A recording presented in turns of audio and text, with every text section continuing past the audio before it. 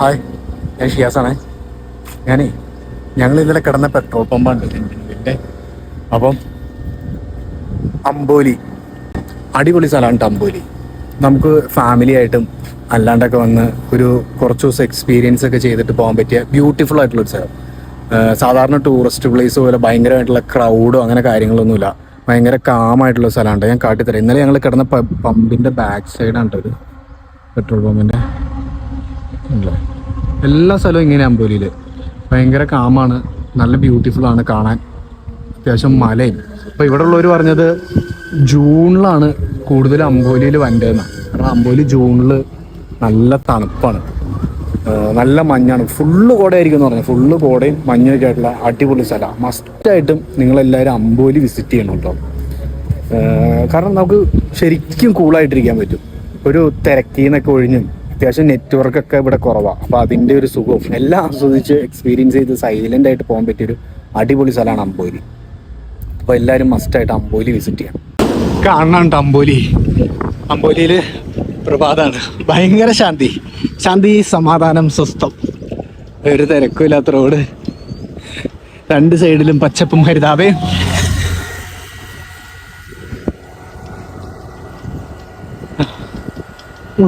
വല്ലാത്തൊരു ഫീലാണ് ഇതികൂടെ വണ്ടി ഓടിക്കുമ്പോൾ.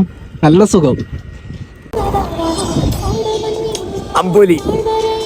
അമ്പോലിയിലെ പ്രഭാതം, ഗ്രാമം, സൈക്കിള്, പാട്ട്.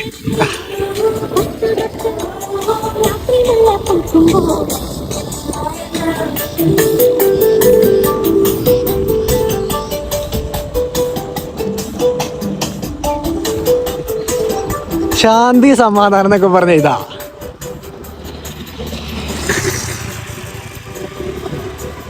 എല്ലായിടത്തും പച്ചപ്പ് ഹരിതാവ് കണ്ടോ.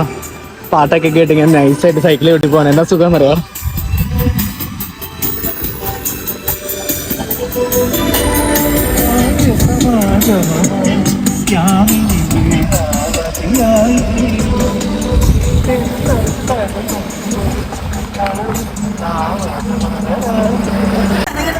അമ്പോലി വീണ്ടും ഞങ്ങളെ ഞെട്ടിക്കണ്ടോ.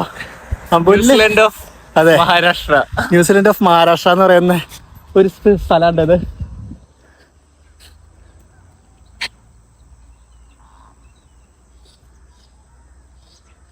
എന്നാ ഭംഗിയാന്നറിയാവോ.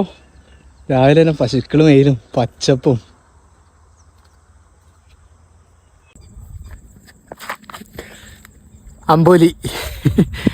അമ്പോലിയിലെ ഗ്രാമങ്ങളുണ്ടല്ലോ, ഒരു രക്ഷയില്ല. അടിപൊളി എന്ന് പറഞ്ഞാൽ പോരാ, അടിപൊളി.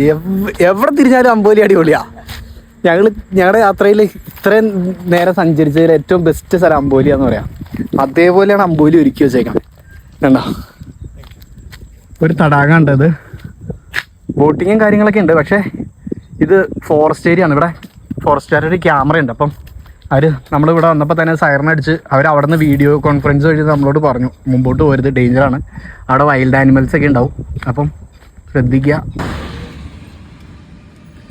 അജാരയുടെ ഗ്രാമക്കാഴ്ചകളിലാണ് കാളവണ്ടികളൊക്കെ. ഹായ്, നമ്മളിപ്പോൾ ഉള്ളത് അജാരയിലാണ് കേട്ടോ. ഞങ്ങൾ മെയിൻ റോഡ് വന്നു കഴിഞ്ഞപ്പം ചെറിയൊരു പോക്കറ്റ് റോഡ് പോലെ കയറാണ്ട്. അവിടെ കയറിയപ്പോൾ കണ്ട ഒരു നൈസ് വ്യൂ ആണ് കേട്ടോ. ദേ ഞാൻ ലുക്ക് നോക്കി. നമ്മളിത്ര ചവിട്ടി വന്നു കഴിയുമ്പോൾ അതിൻ്റെ ലുക്ക് കുറച്ചുകൂടെ നമുക്ക് കിട്ടുള്ളൂ.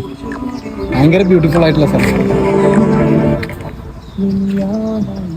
നമ്മൾ ഈ സിനിമകളിലൊക്കെ കാണൂലേ, അതേപോലത്തെ ഉള്ളൊരു സ്ഥലം. ഗ്രാമവും ഇപ്പം രണ്ട് സൈഡിലും കൃഷിയാണേ. നമ്മൾ വന്ന ഹൈവേ അപ്പുറം നേരാണ്.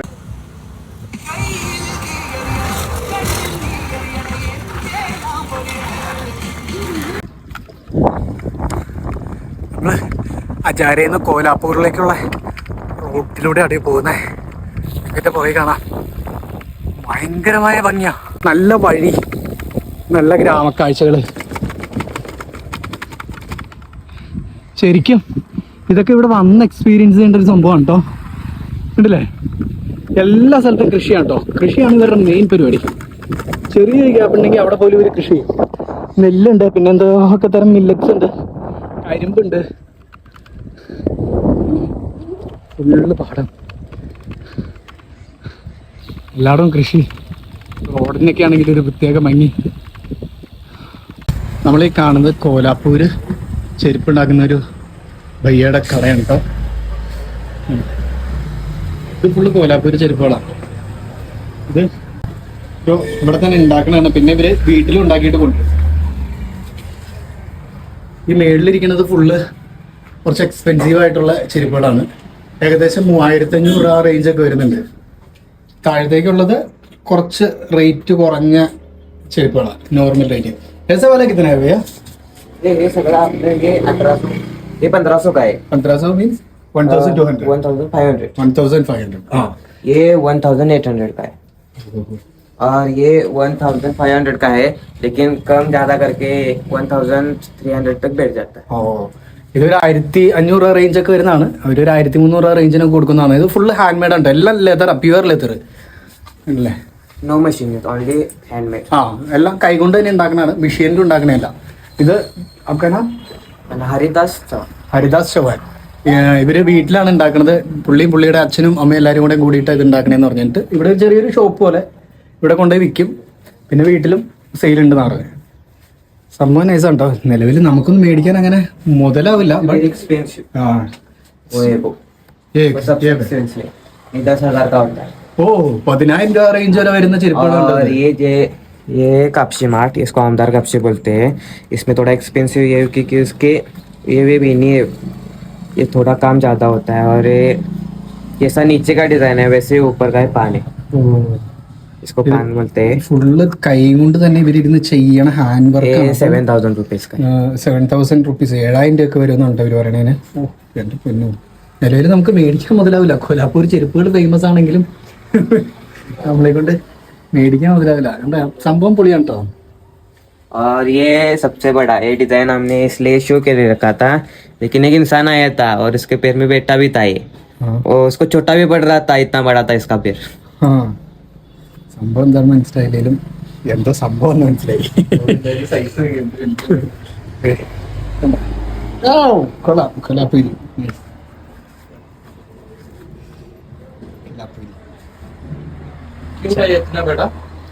बैठ नहीं रहा था, इससे भी बड़ा था उसका पैर. ये सिर्फ शो के लिए होता है, मतलब Show, दिखाने के लिए. दिखाने. और design only Oh, for just- ऐसा लगाने से वो थोड़ा शो होता है ना.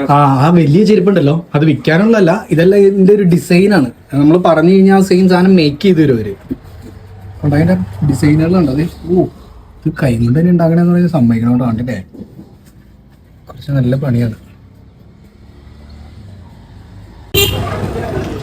നമ്മളേ പുത്തൂർ എന്ന് പറയുന്ന സ്ഥലത്ത് വെള്ളിയാഴ്ച ആയിട്ട് പള്ളി കയറാനായിട്ട് ഒന്ന് കേട്ടോ. അപ്പം ഇവിടെ നമ്മുടെ ഒരു മലയാളി നടത്തുന്ന ഒരു ബേക്കറി ഉണ്ട്. ആളുടെ ബേക്കറി ഉണ്ട് ഇത് കാണണേ. അതൊക്കെയാണ് നമ്മുടെ ഈ നിൽക്കണാണ് നമ്മുടെ മച്ചൻ. പേരെങ്ങനെയായിരുന്നു അതിന്റെ? അർജുൻ. അർജുൻ കോഴിക്കോടല്ലേ വീട് പറഞ്ഞേ? വടകരയാണ് അർജുന്റെ വീട്. ഇത് അർജുന്റെ ബേക്കറി കാണാണ്. ബോർമ ഇവിടെ തന്നെയാണ് സംഭവങ്ങളെല്ലാം കുക്ക് ചെയ്യണത്. പുള്ളിക്ക് സ്വന്തമായിട്ട് ബോർമയൊക്കെ ഉണ്ട്. നമ്മുടെ നാട്ടിലൊരു ബേക്കറിയുടെ ലുക്കൊക്കെ കണ്ട് ഇവിടെ വന്നപ്പോഴുണ്ടോ ബോർമ കാര്യങ്ങളെല്ലാം ഉണ്ട്. സെറ്റ് സംഭവം. എവിടെ പോയാലും ഒരു മലയാളി ഉണ്ടാവും എന്ന് പറഞ്ഞാൽ എല്ലാ നാട്ടിലുണ്ട് ഒരു മലയാളി.